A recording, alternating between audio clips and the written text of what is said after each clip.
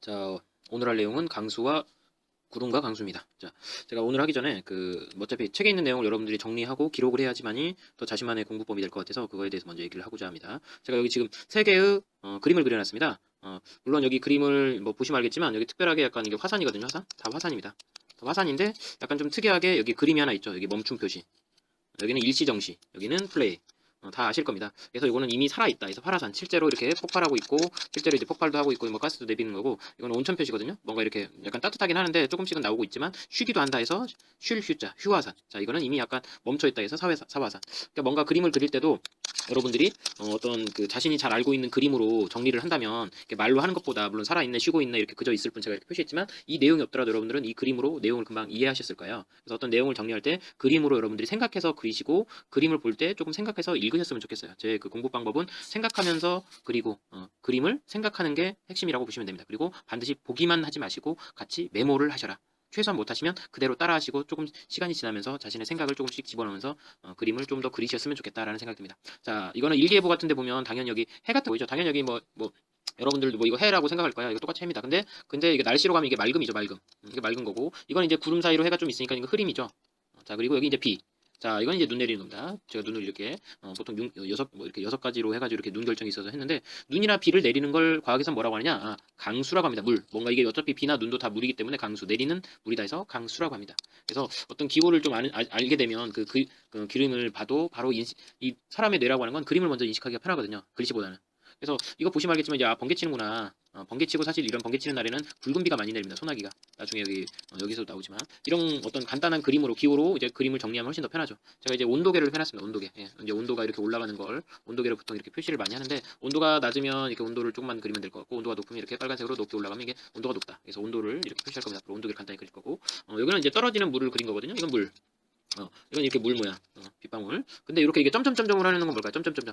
잘 보이지 않는다. 공기 중에 있는 수증기를 그린 겁니다. 수증기. 수증기라는 단어가 나왔는데 이걸 잘 모르시면, 이렇게 빨래를 해놓으면 이렇게 떨어지는 물은 이렇게 밑으로 떨어지죠, 물은. 근데 이렇게 공기 중으로 날아가는 물들을 제가 이렇게 점점점점으로 해서 이렇게 물방울 그린 거거든요. 이건 수증기의 숫자는 물입니다. 그리고 어떤 공기 중으로 조금씩 날아간다, 증발. 그리고 이런 그 정해져 있지 않는 게 아니라 공기 중에 있는 것 같은 이런 그 기체 모양이다 해서 수증기. 물이, 이 빨래에 있는 물이 정말 이렇게 증발해가지고 공기 중으로 날아간다 해서 보통 증발. 그래서 물이 날아가서 뭔가 형태가 없는 형태로 퍼져 있는 걸 수증기라고 하는 거죠. 어떤 단어를 말할 때도 그 단어의 뜻을 좀 생각하면서 외웠으면 좋겠어요. 무조건 외우기 하면 좀 힘드니까요. 그래서 제가 지금 어떤 이 단원에서 핵심인 거 비나 눈이나 수증기 이런 것들을 한번 그림으로 그렸습니다. 자, 이렇게도 그려봤거든요. 뜨거운 물일 때 보통 이제 사람들이 이거 따뜻한 물이구나. 뭔가 이게 김이 난다고 하죠. 김. 이 김이라고 하는 게 사실 수증입니다. 이거 사실 구름이랑 같습니다. 따뜻한 수증기가 엄청 많이 모여서 사실 물방울로 맺혀서 그게 눈으로 보이는 게 김이라고 하는 거죠. 사실 구름이랑 똑같습니다. 자, 여기 물을 끓이면 이게 증발한다. 제가 이제 이건 이게 증발이 아니라 사실은 이제 끓음이죠, 끓음. 증발인 거는 이렇게 100도가 아닌데도 이렇게 날아가는 거, 아까 물처럼 날아가는 거를 이제 증발이라고 그러고, 이렇게 100도씨 되면 끓은. 자, 이런 끓거나 증발하는 거, 그리고 이렇게 뭔가 날아가는 거, 이런 걸 통해서 만들어지는 건 공기 중에 보이진 않지만 수증기가 있다, 물이 있다. 공기 중에 있는 보이지 않는 물을 수증기라 한다. 이렇게 제가 그림을 한번 그려봤습니다. 이렇게 정리하시면 자기도 생각하게 하고 나중에 이 그림을 보고 자기가 다시 한번 떠올리기 때문에 문제 형식의 어떤 그림으로 정리하는 것도 되게 좋은 메모리 방법이라고 생각합니다. 기억 방법이라고 합니다. 자, 여기 이것도 하면서요. 그 단원에 보면 저는 항상 단원의 제일 중요한 건 이 제목이라고 보거든요. 공기 속에 숨어 있는 수증기. 항상 제목을 반드시 기억해 주셨으면 좋겠습니다. 제목. 그리고 그 안에 있는 이런 단어들, 핵심 단어들이 새로 나온 모르는 단어들이 있으면 이 핵심 단어들을 여러분들이 반드시 좀 한번 익히셨으면 좋겠어요. 붉은 단어. 이 말을 몰라서 제가 한번 설명을 했거든요. 자, 여기 세 개의 물이 있습니다. 0도씨의 물, 30도씨의 물, 60도씨의 물. 여기에 만약에 설탕을 녹인다고 생각해 보세요. 설탕을 녹이면 여기는 한 스푼만 이렇게 들어갈 거고, 조금 따뜻한 물은 이렇게 2스푼 들어갈 겁니다. 근데 완전 뜨거운 물은 이렇게 4개나 좀 많이 녹아 들어가죠. 그래서 공기 중에 있는 이런 티서스가 있으면 이 공기 중에 있는 이 수증기 여기 있는 물이 만약에 공기 중으로 이렇게 녹아 들어간다고 생각한다면 간단합니다. 공기 중의 온도가 녹을수록 공기 중의 온도가 높을수록 공기의 온도 기온이 높을수록 많이 녹아 들어갈 수 있다. 이게 수증기량이죠. 포화, 공기 중에 있는 어떤 양에 최대한 녹아 들어간다. 그래서 공기가 최대한 품을 수 있는 수증기의 양을 포화 수증기량이라고 합니다. 저는 이렇게 그랬어요. 그래서 온도가 낮으면 포화 수증기량은 요만큼인데 온도가 조금 더 올라가면 수증기량은 요만큼. 그리고 온도가 완전 높아지면 그 포화될 수 있는 이 수증기의 양은 많이 늘어난다. 이걸 책에서는 이렇게 그래프로 그랬죠. 온도가 올라갈수록 수증기 양은 올라간다. 근데 이게 직선이 아니라서 제가 이게 늘어나는 빈도를 조금 더 점점 커지게 그렸습니다. 자, 습도라는 말, 습하다라는 거죠. 습하다는 거. 공기 중에 얼마나 수증기가 많으냐를 얘기하는 거죠. 그래서 그 최대한 녹아 들어갈 수 있는 양은 보통 절대 습도에 관련된 얘기고 얼마나 정확히 녹아 들어갔느냐를 얘기하는 거고 상대 습도는 최대한 녹아 들어갈 수 있는 수증기량 중에 실제 지금 수증기가 얼마나 있느냐 이걸 상대 습도라고 하는 겁니다. 가장 기본적인 새로운 개념이 나왔으면 그 개념에 대해서는 반드시 한번 익혀 보실 필요가 있고요. 저는 이제 설명을 한번 해줄 수는 있지만 그 설명에 대한 그 이해는 여러분들이 계속 들으시면서 생각하면서 외워야지만이 그게 이제 자기의 기억으로 생각나는 겁니다. 나중에도 그렇지만 항상 제목 그리고 새로 나온 단어 그리고 책에 있는 그림을 반드시 기억해 주셨으면 좋겠어요. 자, 새로 나온 굵은 단어는 반드시 외우시고 책에 있는 그림. 그래서 저는 공부 방법은 이렇게 합니다. 제목 1, 제목을 꼭 보시라. 그리고 핵심 새로운 단어는 반드시 익히시라. 세 번째, 그림을 여러분들이 그리시라. 아니면 책에 있는 그림이나 그래프는 반드시 좀 익혀주셔야 된다. 자기만의 그림을 더 그리면 좋겠고요. 이렇게 하는 게 제 공부 방법이기도 하고 핵심이기도 합니다. 자, 보세요. 상대습도라고 하는 건, 자, 상대습도를 얘기했는데, 자, 온도가 똑같아요. 만약에 온도가 똑같은 온도일 때, 이게 저는 이 점점점은 이 포화 수증기량을 그린 거거든요. 포화 수증기량. 온도가 똑같으면 최대한 녹을 수 있는 수증기량은 똑같을 거예요. 근데 실제로 수증기가 요만큼 있고, 수증기가 요만큼 있고, 수증기가 이만큼 있다라고 하면, 실제적으로 녹아 들어갈 수 있는 최대한 얼마나 있느냐. 생각해보면 여기가 제일 많이 들어가기 때문에 포화 수증기량은 C가 제일 크고 A가 가장 작게 되는 거죠. 자, 근데 상대 습도가 온도가 여기 10도. 자, 온도가 여기 20도. 자, 온도가 이렇게 30도 높아지면 그 여기 있는 포화 수증기량 자체가 늘어나죠. 여기가 점점 커지는 거잖아요, 이렇게. 제가 그래서 여기를 이제 크게 그린 겁니다. 포화 수증기량. 실제 들어있는 여기 있는 수증기량은 정리 똑같아요. 수증기량이 똑같은데 점점 뜨거워지면 점점 더 기온이 높아질수록 포화 수증기량이 자체가 늘어나죠. 포화 수증기량. 실제로 우리가 생각해보면 물이 뜨거우면 뜨거울수록 설탕을 많이 녹일 수 있는 것처럼 수증기도 더 많이 들어갈 수 있어요. 그렇기 때문에 실제 많이 담을 수 있는 것 중에 조금이기 때문에 포화 수증기량 자체는 A가 반대로 크다라고 생각하시면 되죠. 이렇게. 그래서 책에 있는 내용을 제가 간단하게 한번 설명으로 그림으로 정리한 내용입니다. 여러분들도 그래서 한번 저처럼 그림으로 꼭 그리셨으면 좋겠어요. 자, 냄비에서 끓이면 이렇게 수증기가 날아갑니다. 수증기가 날아가는데 여기 뚜껑이 있으면 여기 날아가던 게 이렇게 수증기가 날아가다가 자기 수증기들끼리 이 공간이 너무 협소하기 때문에 포화 수증기량은 정해져 있기 때문에 아무리 온도가 높아도 여기서 이제 수증기가 워낙 많으면 자기들 수증기끼리 모입니다. 이걸 보통 뭐라고 하냐? 응결이라 한다. 이걸 일상생활에서 가장 많이 보는 게 사실 이슬이죠, 이슬. 근데 여러분들이 이슬보다 이런 걸 생각할 것 같아요. 안경 쓰신 분들은 알 거예요. 안경 쓰신 분, 차 타고 약간 비 오는 날 온도 내려갈 때 하면 안경이 이렇게 푹하게 김새리는 거 보시죠?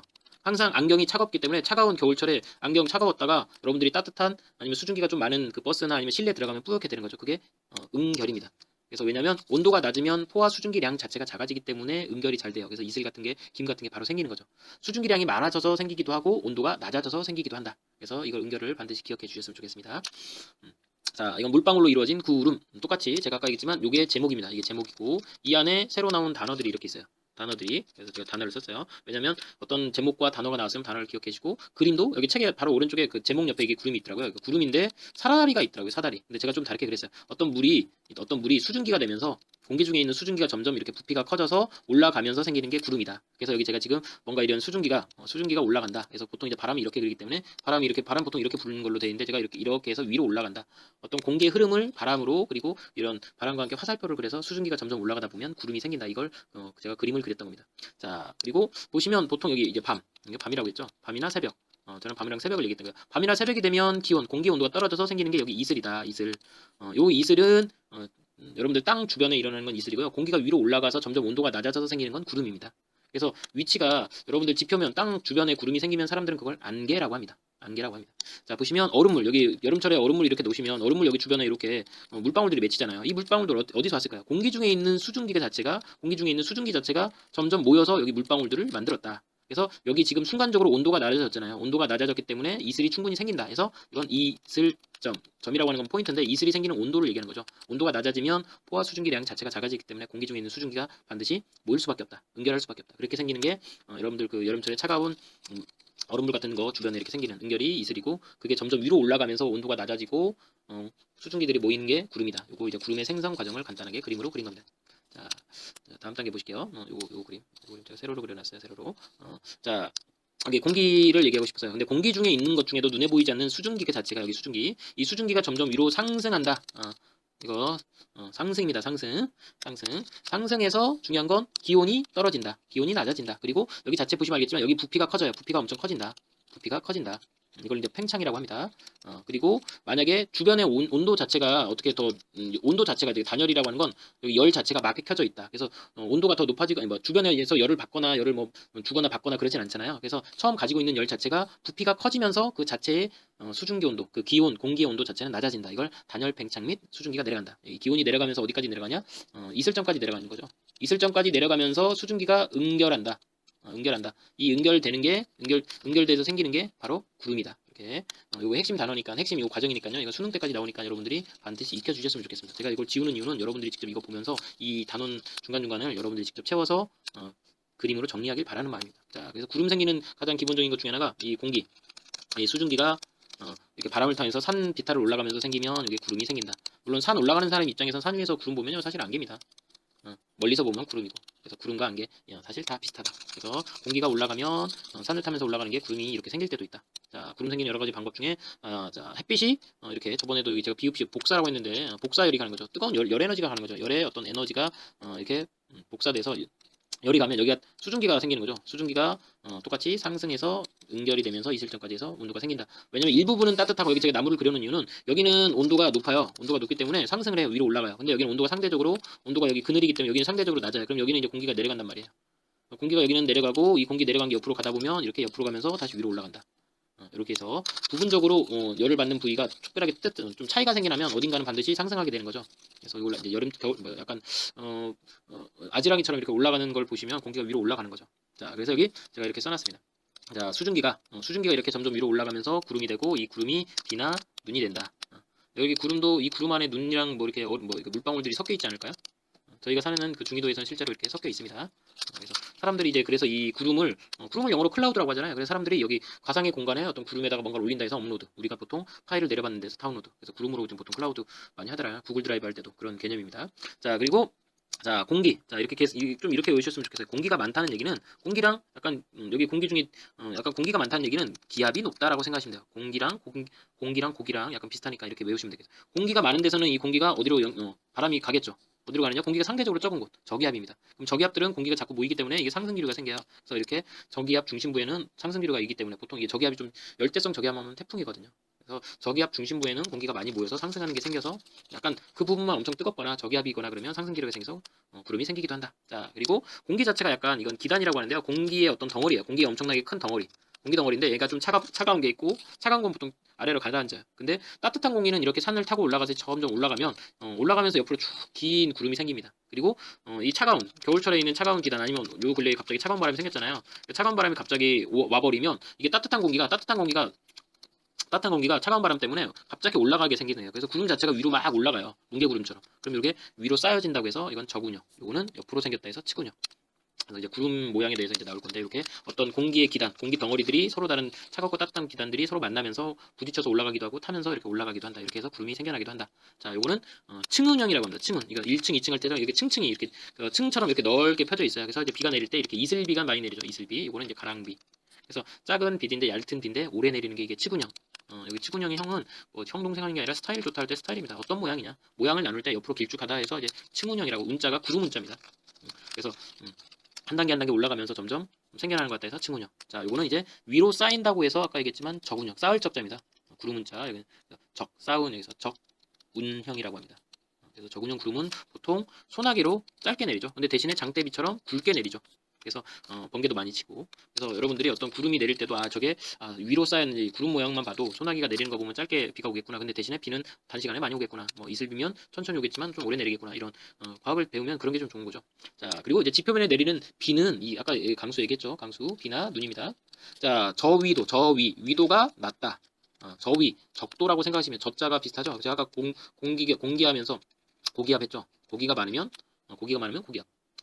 공기가 많으면 고기압. 공기가 적으면 저기압. 이런 식으로 저위도는 적도입니다. 따뜻한데 엄청 따뜻한 데기 때문에 엄청 뜨거운 데기 때문에 위로 올라가도 0도 이하로 안 내려가요. 그러면 공기 중에 그 구름 사이에 이렇게 물방울들이 있는데 작은 거 있고 큰 거 있고 그래요. 그러면 얘네들이 실제로 떨어지면서 물방울들이 서로 뭉친다. 제가 이렇게 물방울 큰 거에다가 작은 물방울들이 떨어지면서 뭉친다. 이렇게 해서 이제 내리는 게 비다. 이렇게 해서 상승비료가 많이 올라갔다가 갑자기 차가워져서 내려가기도 하죠. 비가 많이 갑자기 이제 비가 막 생겼다가 금방 멈추기도 합니다. 소나기로 스콜이라고 하는데 갑자기 비가 내렸다 멈췄다 맑았다 막 이러죠. 자, 우리나라 중위도나 약간 차가운 부분 이제 고위도까지 가시면 구름이 올라가면 이제 0도 0도. 차가운 데가 이제 얼음이 생겨요. 40도까지 있으면 여기는 이제 얼음이 있고 이 얼음 주변에 수증기도 있죠. 그래서 수증기라고 하는 게 얼음 주변에 이렇게 달라붙는다 해서 얼음빙. 얼음빙. 우리 팥빙수 할 때 빙자잖아요. 얼음. 이게 얼음입니다. 그래서 빙정이라고 하는데 얼음 종아리 얼음 주변에 수증기가 자꾸 달라붙으면서 그게 커진다. 그래서 그게 비로 내린다 해서 이건 빙정설이라고 한다. 그래서 요 이제 눈들이 이렇게 커졌던 애들이 그냥 밑에 기온이 떨어지면 이렇게 아니 뭐 그냥 차가우면 눈으로 내리는 거고 내리면서 여기 밑에가 따뜻하면 그냥 비로 내리는 거죠. 그래서 이걸 빙정설이라고 한다. 중요한 건 얼음 알갱이들이 공기 중에 있는 수증기랑 점점 만나면서 끌어들이면서 점점 커진다. 그리고 요거는 서로 합해진다 해서 물방울들이 서로 합해지는 건 합해진다. 합자가 합할합자거든요. 합해진다. 서로 비슷비슷한 것들이 서로 합한다 해서 병합설이라고 합니다. 병합설. 그래서 제가 지금 여기 지금 딱 한 내용은 책에 있는 굵은 글씨와 그림들을 가져다가 간략하게 한번 정리한 겁니다. 그래서 여러분들도 자기만의 그림으로 아니면 최소한 책에 있는 그림만으로도 먼저 그림을 보시고 생각하시고 나중을 위해서 항상 제목 여기 있습니다. 제목을 반드시 기억해 주시고 정리할 때는 제목을 쓰셔야 됩니다. 그리고 새로 나온 어떤 새로운 단어들을 반드시 써주시고 모르시면 새로 자기가 모르는 단어다 그러면 저위도 적도도 쓰셔야 됩니다. 그리고 이걸 그림으로 반드시 그려줬으면 좋겠다. 그래서 가장 핵심인 어떤 이런 그림들, 물방울들이 모이는구나, 수증기가 얼음 주변으로 모이는구나. 이게 핵심이 이게 얼음이니까 얼음자에서 아이스를 한자로 하면 얼음 빙자다. 팥빙수 생각하시면 돼요. 자기 있는 팥빙수 생각하시면서 이렇게 생각할 때 설빙하는 것처럼 자기 머릿속에 있는 걸 가져다 생각해서 그림으로 기억하시고 메모하시고 생각을 하셔야 기억도 잘 나고 나중에 꺼내 오실 때도 생각이 잘 납니다. 그래서 여러분들이 공부하는 방법은 제목, 새로 나온 단어, 그림, 그리고 거기에 싱킹을 좀 생각해 넣으셔서 하셨으면 좋겠습니다. 어떻게 하실지 모르겠지만 이 방법을 많이 여러분들이 익히셨으면 좋겠습니다. 오늘은 여기서 마치겠습니다.